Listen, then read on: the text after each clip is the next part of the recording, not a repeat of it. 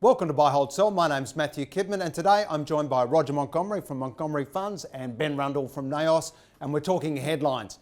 Bad, good, whatever, how they're affecting stocks. Roger, I'll go with you first. Corporate travel, the sharks after it, VGI. Yep. It's plummeted.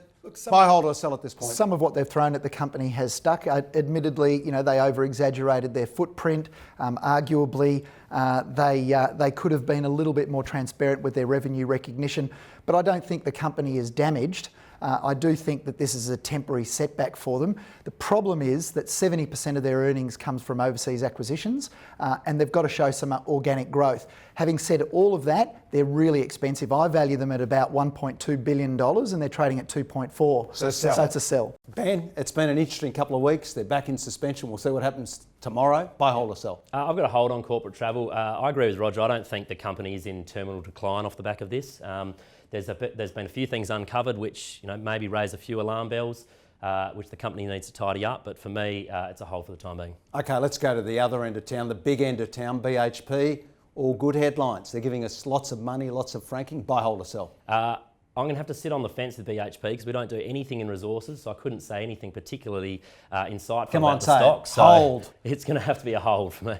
Okay. Rog, you're all over resources. You know all about them. Yeah, well, I know that you can't BHP's just spewing cash and franking credits. Buy, hold or sell. Look, the issue is the company's got twice the debt that it had in 2010. It's got 50% more equity than it had in 2010. It's earning 14% less than it was earning in 2010. And over the last 4 years, it's lost up to 70% less. It's earned 70% less than it was earning in 2010.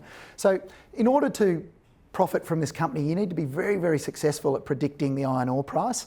We're not. Most analysts aren't. That's why there's a range for 2020 earnings of between $1.06 and $3.16. That's a wide range.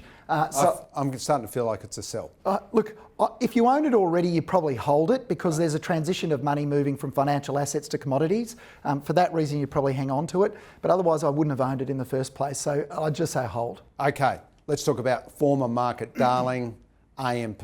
Got rid of the light business, getting rid of New Zealand, not much left, been smashed. Buy, hold or sell. A couple of times a year I give a lecture on investing at Sydney University and I talk about quality. And AMP is one of the companies that I talk about that isn't quality. It's a case study that I use. We've had a valuation on this business of about $2.70 since 1998. And it's there. It's finally there. I think the business has two choices. It either sticks with the AMP brand, but it becomes a much smaller business before it gets bigger again, or it changes brand and it has to do the same thing anyway. So for me, it's probably a sell. But I thought I was going to get a buy. I don't think it's a high quality business. Okay, Ben, AMP. We've talked about it for 20 years. Yeah, I don't disagree that I don't think it's a high quality business, but I do think they're making the right moves in terms of getting out of that life insurance business, which has been absolutely terrible for them.